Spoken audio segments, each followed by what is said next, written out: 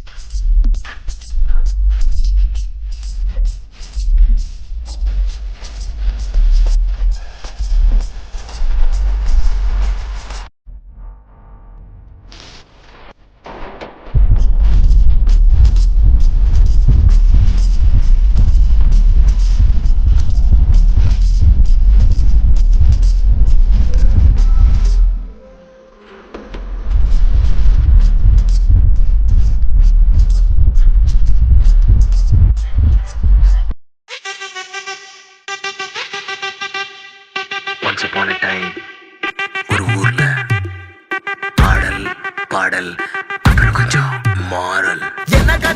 என்ன கதை அகர முதல்ல வந்த கதை, தமிழின் அழகு சொன்ன கதை, அகில அறிந்த நம்ம கதை, கலையில் மொழியில் அறிவில் மகுடம் தரித்து தமிழன் நின்ன கதை. பாட்டி வட சுட்டா ஏய் ஆத்தலா டீ கட கதை, வீட்டு தின்ன மேல ஏய் எத்தனை super. Bajji it's ready and tasty ಅಂತೂ ಯಮ್ಮಿ ಆಗಿದೆ. ಸೊ ತುಂಬ ಚೆನ್ನಾಗಿ ಬಂದಿದೆ. ಮಾಡಿರುತ್ತೆ ತುಂಬ ಚೆನ್ನಾಗಿ ಬರೋದು ಹಾಗೆ ತುಂಬಾ ಚೆನ್ನಾಗಿ ಬಂದಿದೆ. Nice combination coffee and bajji.